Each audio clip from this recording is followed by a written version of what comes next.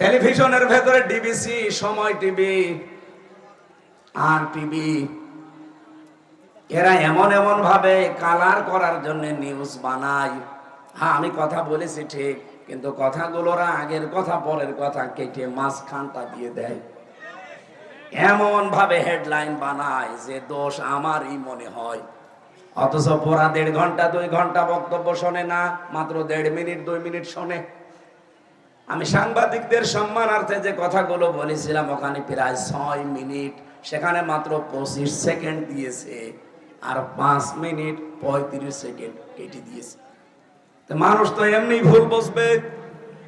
আর এটা শোনার পরে আগা নেই মাথা নেই। এই যে কিছু পীর নামে কলঙ্ক, এগুলো আমি কলঙ্কই বলি, কারণ যাদের পেট পূজা ধান্দাবাজি ছাড়া দুনিয়ায় কিছু নেই, খালি গলাবাজি ধান্দাবাজি করে চলছে, মানুষকে ধোকা দিয়ে বোকা বানিয়ে এরা ফতোয়া দেওয়া আরম্ভ করে দিল, হামজা কাফের। আপনি জানেন কেউ যদি কাফের না হয়, ওইটা কিন্তু ঘুরে যে বলবে তার দিকে যায়। কথা বলে না কেন? আমার মনের অবস্থা তো আপনি জানেন না, আমি কোন নিয়তে বলেছিলাম, কোন সিচুয়েশনে বলেছিলাম, কোন অবস্থায় বলেছি, ওটা আমি জানি আর আমার আল্লাহ জানে। কারণ আমলের ফলাফল নিয়তের উপরে নির্ভরশীল। ইন্নামাল আমালু বিন্নিয়াত, এই কথা বলছেন। আমার আকীদার বিষয়, তার প্রকাশ করার বিষয় না, এটা তো মনের বিষয়। আমি রাসূলুল্লাহকে খাটো করার জন্য ওনাকে এই সংবাদ সম্মেলনে সাংবাদিকদের এই মত বিনিময় সভায় আমি ওনাকে সাংবাদিক বলে ডাক দিয়েছি না, আমি বলেছি রাসূল সংবাদ পৌঁছিয়েছেন, আপনারা যদি সংবাদ রাসূলের মতো পৌঁছান আপনাদেরকেও আল্লাহ পুরস্কার দেবে। এই কথাটা ভুল কিসের? আপনি কাটছাট করে শুনলে তো ভুল মনে হবে। এটা নিয়ে সারা দেশে কিছু মানুষ যারা কুয়ার ব্যাং, চার দেওয়ালের মাঝে যাদের অবস্থান, এরা ফতোয়াবাজি আরম্ভ করে দিল। মানে কেন নবীকে সাংবাদিক বললো, অথচ নবী শব্দের শাব্দিক অর্থ হচ্ছে সংবাদ বাহক। যারা সংবাদগুলো বহন করে নিয়ে বেড়ায় তাদেরকে বাংলায় সাংবাদিকই বলে। উনি আমারে বলছে আমি সাংবাদিক নবীকে বলি না, বলি মেসেঞ্জার। মেসেঞ্জার মানে কি? মেসেঞ্জার তো আরো খারাপ শব্দ। ব্যাংকে যতগুলো পোস্ট আছে দেখবেন তার একটা পোস্ট আছে মেসেঞ্জার। এই যে চা মাটে নিয়ে দেয় পানি মানি, তো খুব ভালো পোস্ট।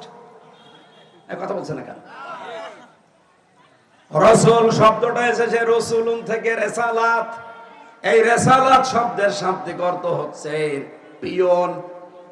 সংবাদ বহন করে যারা নিয়ে যায় তাদেরকে পিয়ন বলা হয়। কথা বলে না কেন? কিন্তু রাসূলুল্লাহকে পিয়ন আপনি বলতে পারবেন না। এই হিসাবে আমি যদি মুখ ফসকে বলেও ফেলি রাসূলুল্লাহ বা নবী মানে সাংবাদিক, আমি তো সরি বলেছি, আমি তো মাফ চেয়েছি, এমনকি রাতে তাহাজ্জুদ পড়েও আমি মাফ চেয়েছি। আমি আশা করছি আমার আল্লাহ আমাকে মাফ করে দেবে। কিন্তু আপনি কাফের বলে কি করলেন? আমার মনের অবস্থা আপনি জানেন না। আন্দাজে কাফের ফতোয়া দিয়ে আপনি এখন নিজেই কাফের। আজকে ফেসবুকে একজন লিখেছে অমক পীর সাহেব কাফের, আসলেও কাফের। এত ফতোয়া আসে আপনার ফতোয়া তো হাসিনার বিরুদ্ধে শুনি না, আপনার ফতোয়া ডক্টর জাফর ইকবালের বিরুদ্ধে শুনি না, আপনার বিরুদ্ধে ফতোয়া তো ওবায়দুল কাদেরের বিরুদ্ধে শুনি না, আপনার ফতোয়া শাহিন চাকলাদারের বিরুদ্ধে শুনি না। আপনার যত ফতোয়া সব আমির হামজা আর মিজানুর রহমান আজহারীর বিরুদ্ধে। আপনি যে নাম নিয়ে বসে আছেন, এই নামটাই তো আমার কাছে মনে হয় যে এটা একটা নতুন জিনিস। ইসলামে পীর বলে কিছুই তো আমরা পাই না। কিসের পীর আপনি? আমি আপনাকে ছোট খাটো করার জন্য না, পীর শব্দটা যে নিয়েছেন এটা কোন জায়গায় আছে বলেন? আপনি যে বলছেন নবীকে সাংবাদিক বলা যাবে না, মেসেঞ্জার বলা যাবে কোন ভাগে? আপনি যে নিজেই বললেন নবী মেসেঞ্জার। এই কথা বললে নবীর সম্মান আরো খাটো হয়। ব্যাংকে যারা পানি চা টেনে দেয় তাদেরকে আমরা মেসেঞ্জার বলি। এরকম একটা পোস্ট আপনি নবীর নামে লাগিয়ে দিলেন। আর সাংবাদিক যে কত উপরের পোস্ট সেটাকে আপনি ফালতু শব্দ বললেন। উল্টা পাল্টা নাম দিয়ে আবল তাবল করে আমারে নাই ছোট করেন। কিন্তু সারা পৃথিবীর যারা হক্কানি সাংবাদিক, যারা ন্যায় পরায়ণতার উপরে টিকে আছে, সাংবাদিক মাহমুদুর রহমানকে আপনি খাটো করেছেন, এক কথা বলছেন না কেন?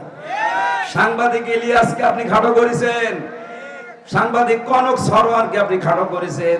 যারা জীবনের উপরে রিস্ক নিয়ে সংবাদগুলো প্রচার করে সেইটাকে আপনি ফালতু বললেন। আমি যে কথা তুলেছিলাম এটা বোঝানোর জন্য বলছি, খেলাফতের দায়িত্ব পালন করা দরকার জমিনে। আজ হাজারো পীর এই দেশে, 48,000-এর উপরে পীর। আমি তো যতটুকু খোঁজ রাখি পৃথিবীতে এমনও দেশ আছে যে 48,000 মানুষও নেই, অথচ পীর এই দেশে 48,000। এত পীর, একটা কেউ রাজপথে পাওয়া যায় না, জমিনে পাওয়া যায় না। নর্থ সাউথ বিশ্ববিদ্যালয়ে কোরআনের উপরে লাঠি দিয়েছে, থুতু দিয়েছে, সেখানে ফতোয়াবাজি করতে পারো না। 48,000 পীর যদি একবারে রাজপথে নেমে বলে এর বিচার না হলে কেউ দরবারে ফেরত যাব না, বিচার কালকে হবে। কোথায় আছেন আপনি? আপনি তো শুধু ভড়ি আর জব বানিয়ে ব্যস্ত আছেন। আপনি বলেন তো বাংলাদেশের একটা পীরকে দেখান যার ভড়ি বড় না, দেখান। আমি তো যতগুলো দেখেছি ওদের ভড়ি আর জহব্বা ছাড়া কিছু পাইনি। এত বড় বড় ভড়ি, যেটা ফতোয়াবাজি করে কাফের বলে, ওরও ভড়ি এরকম। চেয়ারে বসলে মনে হয় যে মাগুর মাছ, পেট মোটা মাছ।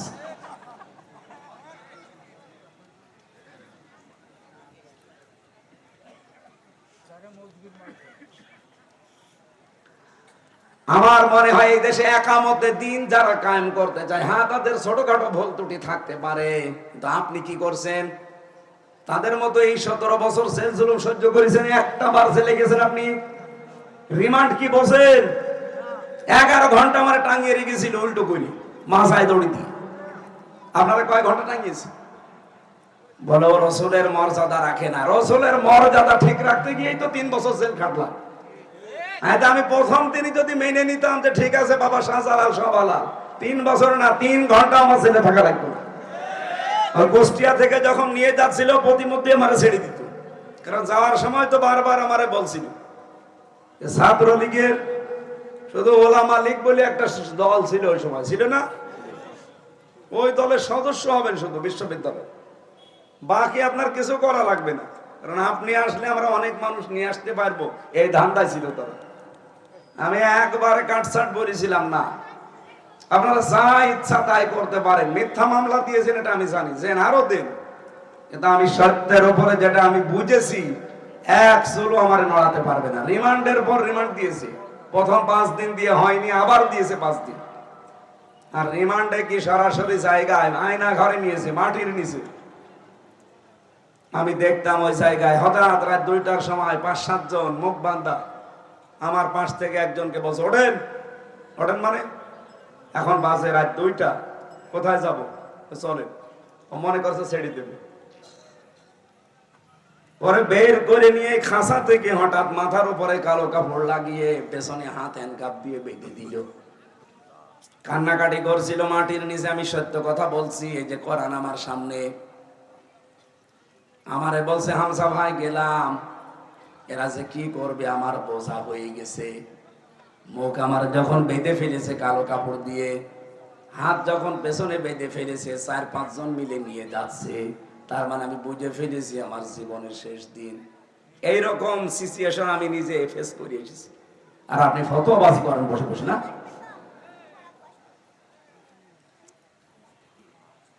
কত মানুষকে এখনো পর্যন্ত, যদি হাসিনা থাকতো আমার মনে হয় আয়না ঘরে থাকা লাগতো। একই কথা বলছেন না? কত মানুষ 5 বছর 7 বছর, আমি যেখানে ছিলাম সেই রুমে, তার পাশে দেওয়ালে লেখা ছিল তারিখ দিয়ে 2009-13 সালে ওখানে তারিখ দেওয়া, 8-8-2013 এভাবে তারিখ দিয়ে দেওয়ালে লিখে রেখেছে।